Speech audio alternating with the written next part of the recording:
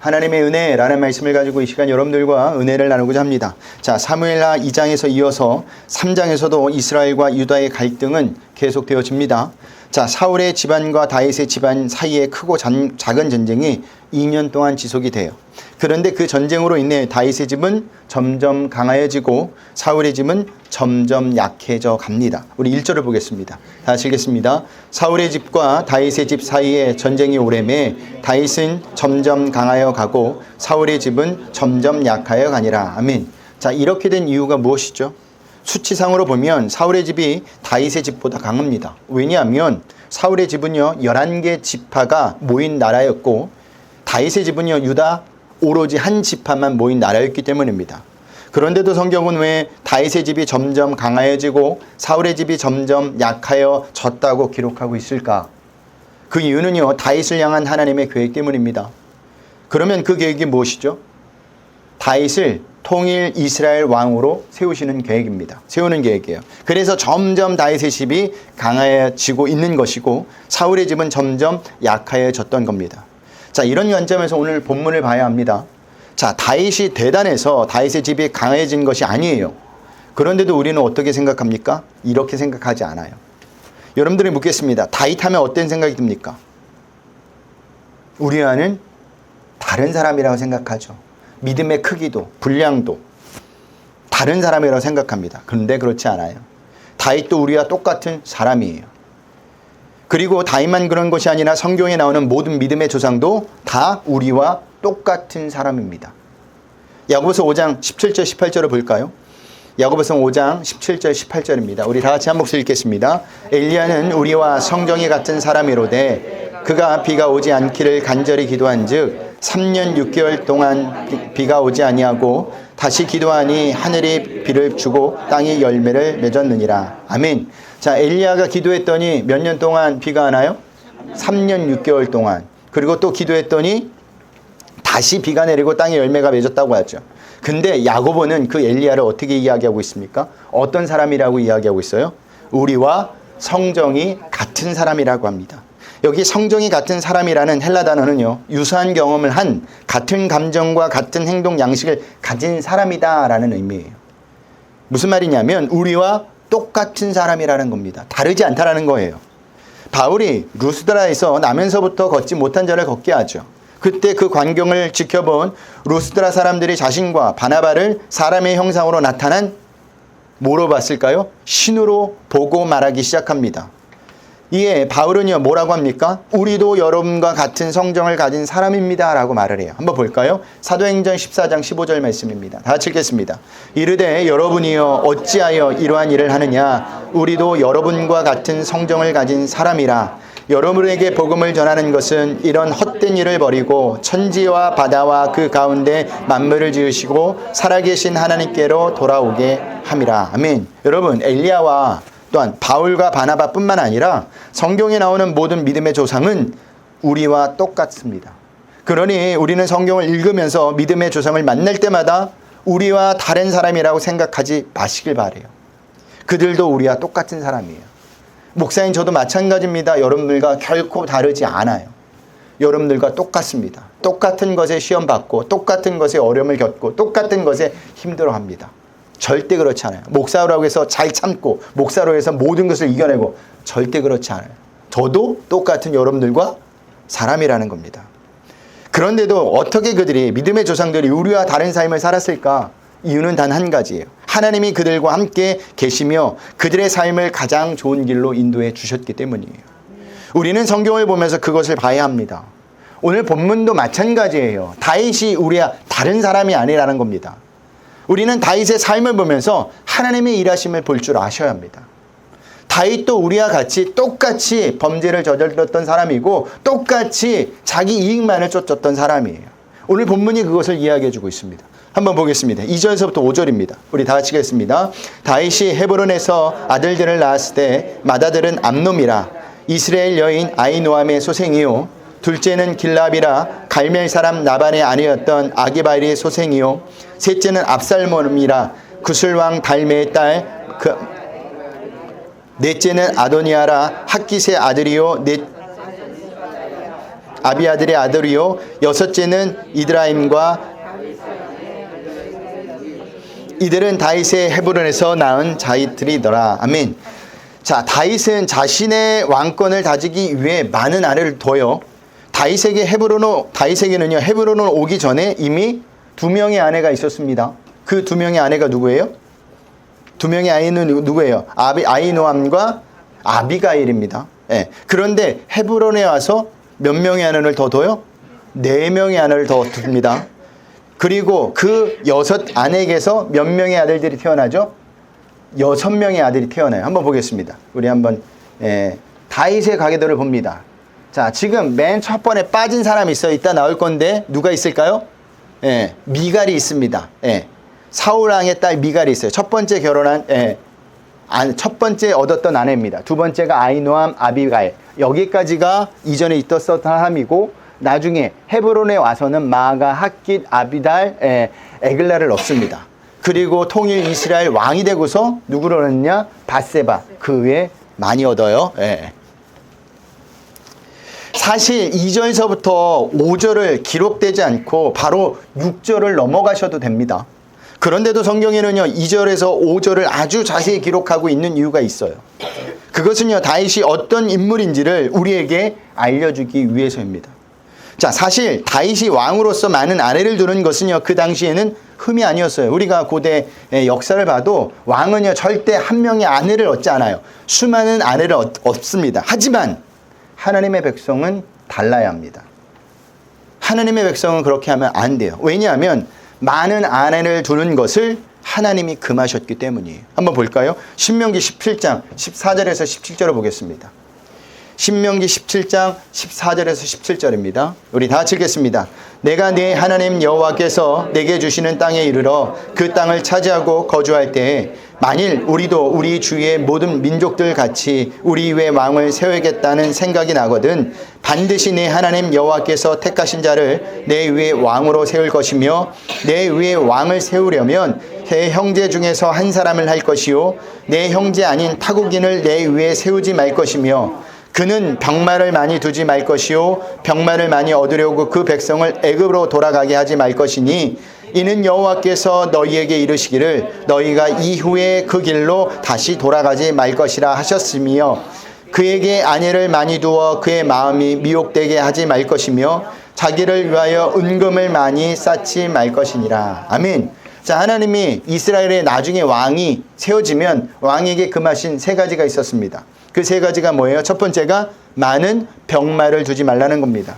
당시 모든 말은요 군사용 병마였습니다. 그러니까 말을 많이 두지 않음으로써 모든 전쟁의 승패는 하나님에게 있음을 기억하라는 의미예요. 군사력에 이스라엘의 승패가 있지 않다라는 겁니다. 자, 이스라엘 전쟁을 보면요 군사력으로 이긴 적이 거의 없어요. 다 뭐로 이겨요? 하나님의 은혜로 이깁니다. 두 번째는요 많은 아내를 두지 말라는 거죠. 여자들이 결혼하면 가지고 들어오는 것은 우상과 이방신으로 인해 마음이 미혹될까봐 그렇게 막으신 겁니다. 세 번째는 뭐죠? 많은 은금을 두지 말라고 하죠. 은금은요 이 땅의 보화와 재물을 압축적으로 상징하는 것입니다. 그것이 인생을 부유하게 만드는 것이 아니라는 것을 기억하라는 의미입니다. 그런데 다윗은요 헤브론에 와서 무엇을 하고 있어요? 많은 아내를 두고 있습니다. 나중에는요 자기가 버리고 떠났던 사울왕의 딸 미갈까지 요구하는 것을 볼 수가 있어요. 자, 오늘 본문을 자세히 살펴보면 다윗이 왜 많은 아내를 두었는지 알 수가 있어요. 그 힌트는요 아내들의 출신 배경에 있습니다. 자, 3번째 부인은 누구죠? 다시 한번 그림을 보여줄 수 있을까요? 자, 3번째 부인이 누구예요? 자, 3번째 부인이 누구예요? 마아가입니다. 자, 마아가 어떤 사람이죠? 어떤 배경을 갖고 있죠? 구술왕 달메의 마아가입니다. 자, 마아가는 누구의 어머니입니까? 압살롬의 어머니죠. 구술 땅은요 이스보셋이 있는 이스라엘의 작은 땅입니다. 우리 지도도 한번 보여주세요. 한 2번 정도 지나갈 것 같은데. 자, 구술 보이나요? 구술 안 보이죠? 구술이 여기 있습니다. 확대하지 좀 말고 그냥 보여주세요. 구술이에요. 자, 지금 시글락에서 다윗이 시글락에서 어디로 수로 옮겼죠? 헤브론으로 옮겼죠. 그리고 헤브론에서 많은 아들을 얻습니다. 근데 이때 결혼한 사람이 누구냐면 구술 왕의 공주였던 마아가와 결혼한 겁니다. 그러니까 무슨 말이냐면 지금 다윗은요, 이스보셋을 견제하기 위해서 정략 결혼을 했다라는 거예요. 하나님만을 의지할 다윗이 자기 힘으로 나라를 지키려고 정략적인 결혼을 했다라는 겁니다. 넷째 아내, 다섯째 아내, 여섯째 아내도 모두 다 마찬가지예요. 이것이 인간입니다. 인간의 조건과 잘남 때문에 이 땅에서 나라가 세워지고 무너지는 것이 아니에요. 그런데도 인간은요, 항상 어떻게 생각하십니까? 인간은요, 자신의 잘남과 조건에 있다고 생각합니다. 성공의 기준도 그렇게 생각하잖아요. 우리의 잘남과 우리의 조건에 있다고 생각합니다. 근데 아니에요. 전적인 하나님의 주권에 달려 있습니다. 그래서 성경은요, 인간의 실수와 못남을 그대로 드러내고 있는 거예요. 그래서 성경의 인물들을 보면 좋은 점만 있지 않아요. 나쁜 점도 그대로 고스란히 드러나 있다는 겁니다. 그것을 통해서 하나님이 하신다는 것을 성경을 보는 우리에게 계속 보여주고 있는 겁니다. 그런데 다윗의 이런 행동이 누구에게까지 영향을 미치는지 아십니까? 자녀들에게까지 영향을 미쳐요. 자, 다윗의 뒤를 이은 왕이 누구죠? 솔로몬 왕입니다. 자, 솔로몬을 보십시오. 솔로몬은 아버지 다윗보다 더 많은 아내를 얻습니다. 그런데 그 아내들은요, 하나같이 이방 나라의 공주들이었어요. 한마디로 나라를 부강하기 위해서, 더 튼튼하게 만들기 위해서 정략적인 결혼을 한 겁니다. 그렇게 해서 이스라엘이 부강해졌습니까? 지켜졌습니까? 아니에요. 솔로몬이 죽고 나서 이스라엘은 두 개의 나라로 쪼개집니다. 이것이 지혜가 있다는 인간이 하는 짓이에요. 결국에는요, 이방 나라의 아내들 때문에 이스라엘은요, 우상 숭배를 하게 되었고 하나님과 멀어지게 됩니다. 그 결과 둘 다 망하게 되죠. 그 출발점이 누구라고요? 다윗이에요. 다윗. 근데 우리는 다윗 하면 괜찮은 인물로 보는데 절대 그렇지 않아요. 다윗도 우리와 똑같은 짓을 하는 사람입니다. 그러면 우리가 이 모습을 통해 무엇을 배울 수 있을까요? 부모들이 하는 것을 자녀들이 그대로 배운다라는 겁니다. 우리가 올바른 신앙을 할 때 자녀들이 올바른 신앙을 하는 거예요. 우리가 올바르게 신앙하지 못하고 말만 백날 해봐야 소용이 없다라는 겁니다. 그러니까 신앙은 살아내는 겁니다. 신앙은 말로만 하는 게 아니에요. 살아내는 거예요. 내가 주님의 말씀을 목숨처럼 여길 때 우리 자녀들이 주님의 말씀을 목숨처럼 여깁니다. 하나님이 나의 주인으로 내가 여길 때 우리 자녀들이 하나님을 나의 주인으로 똑같이 여긴다라는 거예요. 우리 6절 7절을 보겠습니다. 다 같이 읽겠습니다. 사울의 집과 다윗의 집 사이에 전쟁이 있는 동안에 아브넬이 사울의 집에서 점점 권세를 잡으니라. 사울에게 첩이 있었으니 이름은 리스바요 아이야의 딸이더라. 이스보셋이 아브넬에게 이르되 내가 어찌하여 내 아버지 첩과 통관하였느냐 하니. 아멘. 자, 여기 아브넬이 사울 왕의 첩을 취했다는 것은요, 그 당시에는 있을 수 없는 일이었습니다. 자, 고대 사회에서 왕의 아내나 혹은 왕의 첩과 동침한다는 것은요, 왕권에 대한 도전으로 인식되었기 때문입니다. 그래서 압살롬이 반란을 일으켜 예루살렘을 탈환한 후에 가장 먼저 한 것이 뭐예요? 아버지의 첩들과 통관을 한 겁니다. 그래서 사울 왕의 아들인 이스보셋이 이것을 문제 삼은 거예요. 이 아브넬은 어떤 반응을 보이죠? 반성하기보다는 적반하장의 반응을 보입니다. 우리 8절에서부터 10절을 보겠습니다. 다 같이 읽겠습니다. 아브넬이 이스보셋의 말을 매우 분하게 여겨 이르되 내가 유다의 계머리냐? 내가 오늘 당신의 아버지 사울의 집과 그의 형제와 그의 친구에게 은혜를 베풀어 당신을 다윗의 손에 내주지 아니하였거늘 당신이 오늘 이 여인에게 관한 허물을 내게 돌리는도다. 여호와께서 다윗에게 맹세하신 대로 내가 이루게 하지 아니하면 하나님이 아브넬에게 벌 위에 벌을 내리심이 마땅하니라. 그 맹세는 곧 이 나라를 사울의 집에서 다윗에게 옮겨서 그의 왕위를 단에서 브엘세바까지 이스라엘과 유다에 세우리라 하신 것이라 하매. 아멘. 자, 아브넬은요, 이스보셋이 문제 삼은 것을 듣고 분노를 해요. 분노의 정도는요, 아브넬의 거친 언어 속에서 잘 드러나 있습니다. 자, 내가 유다의 계머리냐? 라는 말을 하죠. 성경은요, 순화해서 표현했지만 원어 그대로 표현해서 우리나라 말로 이렇게 그러니까 해석한다면 내가 유다의 개대가리냐? 라고 이야기한 것과 똑같은 겁니다. 예나 지금이나 사람이 개에 비유될 때는요, 경멸의 의미를 지닙니다. 그래서 욕을 보면 개가 많아요, 개가. 개가 많은 거예요. 이것은 당시 이스라엘도 마찬가지였습니다.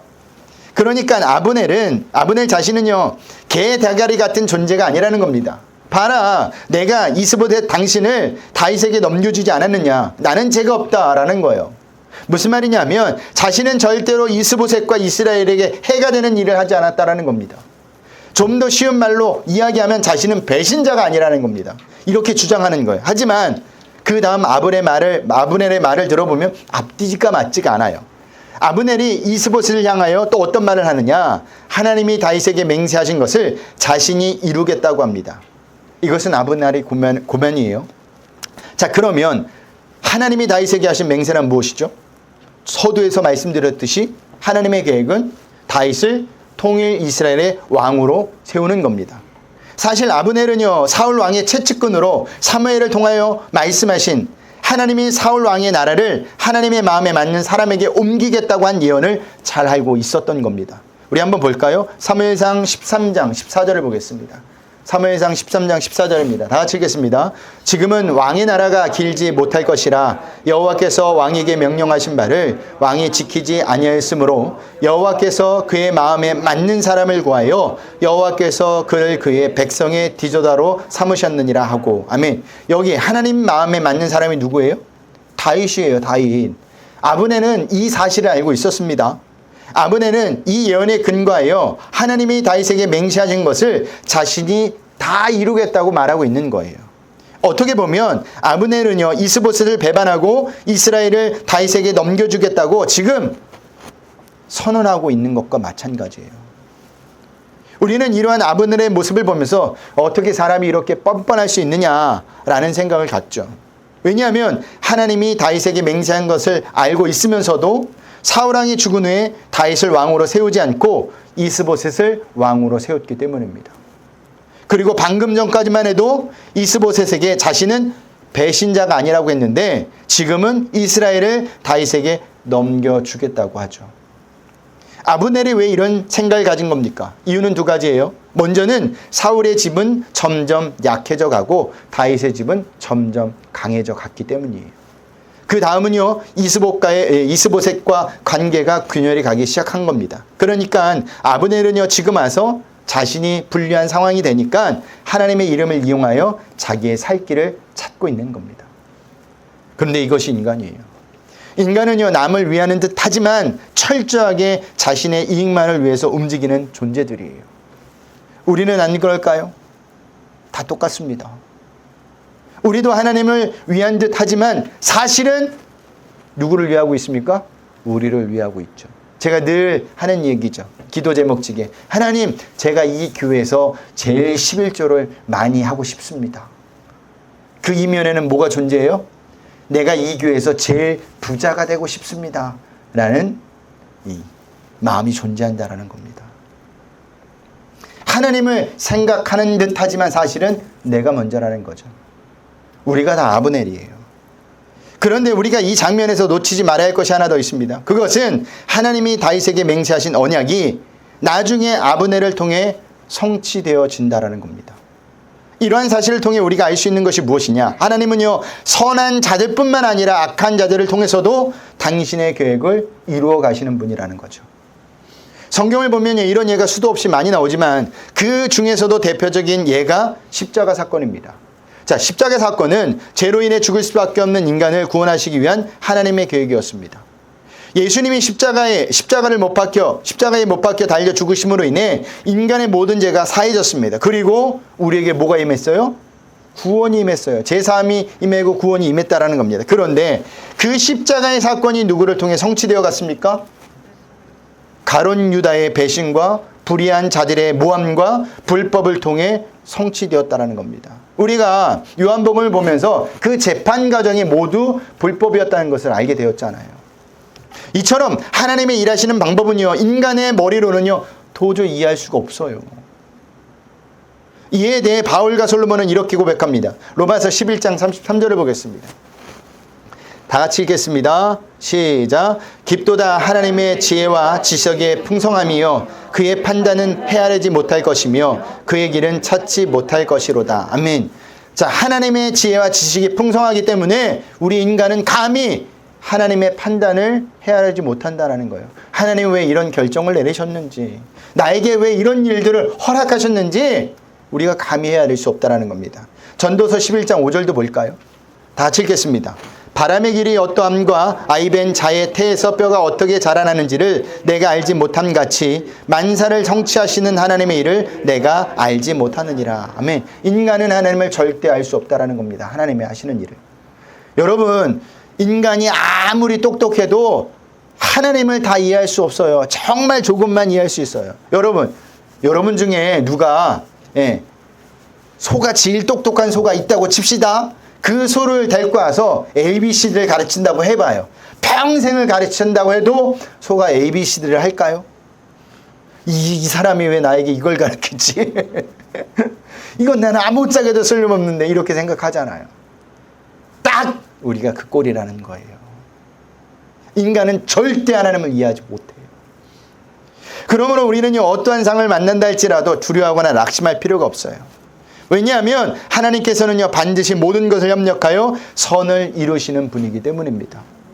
우리 눈에 보기에는 안 좋은 상황이지 하나님이 만지는 순간 좋은 상황으로 바뀌는 것은 한순간이라는 거예요.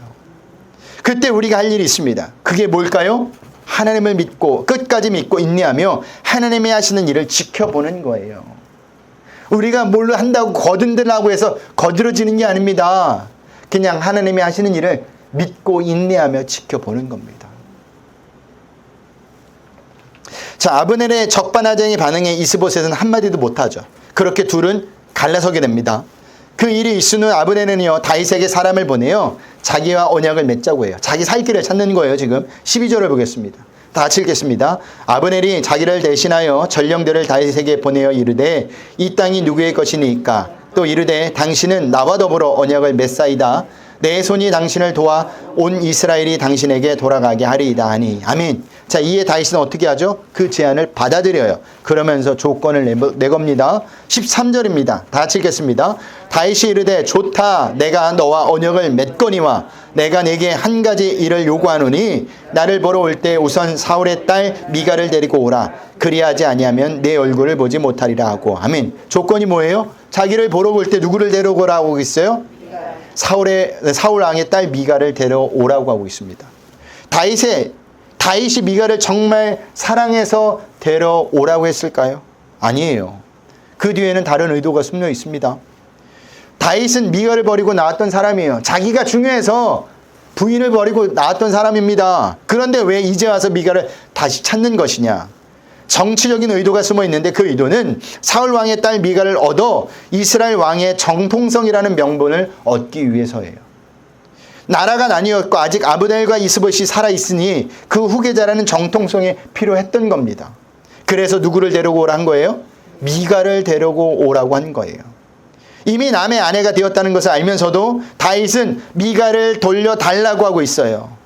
다윗의 이러한 행동은요 정치적인 확실한 명분을 챙기려고 했던 겁니다.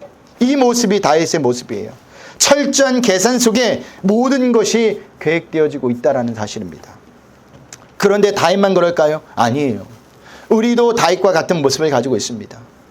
나름대로 철저한 계획을 가지고 나의 이익을 위해 인생을 살아가고 있죠. 그런데요, 이런 모습이 아담의 속성을 가진 모든 인간에게 나타난 모습이라는 겁니다. 한마디로 하나님 보시기에 인간은 다 뭐예요? 똑같다. 죄인이다라는 겁니다. 그런데 여러분, 다윗이 하나님을 몰라서 이랬을까요? 아니에요. 알았어요. 그런데도 다윗은 철저하게 자기 이익만을 위해 살아왔습니다. 오늘 본문뿐만 아니에요. 밧세바 사건도 마찬가지입니다. 밧세바를 얻을 때도 다윗은 밧세바가 자신의 가장 충성스러운 부하인 우리아의 아내인 것을 알면서도 죄를 범했어요. 이미 다윗은 죄를 범할 수 있는 씨앗을 가지고 있었던 사람이라는 거예요. 가인이 동생 아벨을 살인해서 살인자가 된 것이 아니에요. 살인할 씨앗을 가지고 있었기 때문에 동생 아벨을 살인했다라는 겁니다.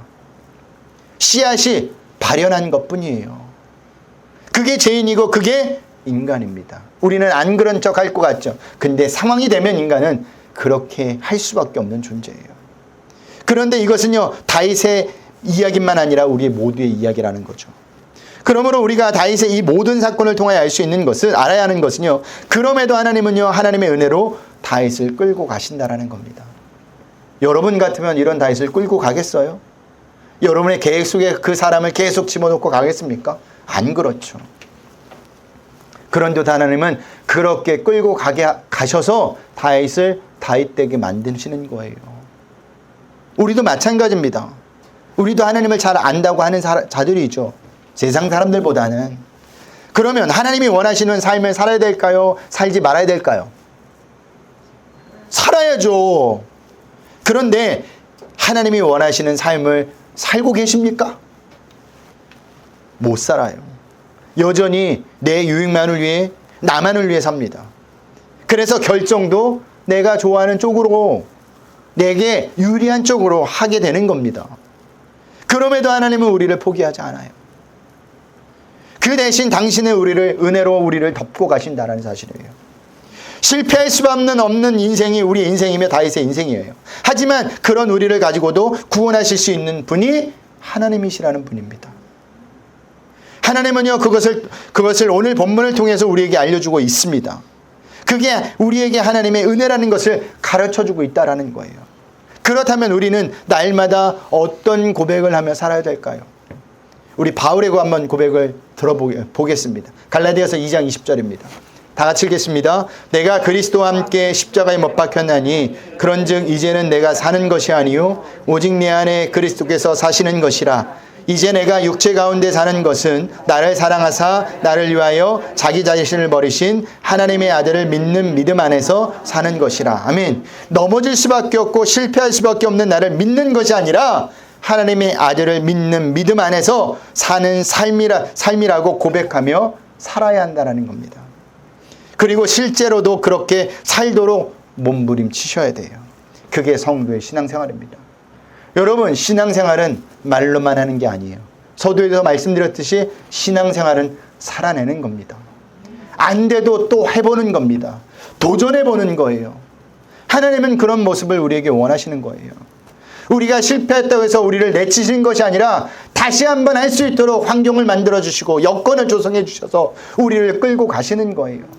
그리고 그렇게 신앙생활을 하면 하나님이 어떻게 보시겠다고요? 우리를 의롭게 보신다고 합니다.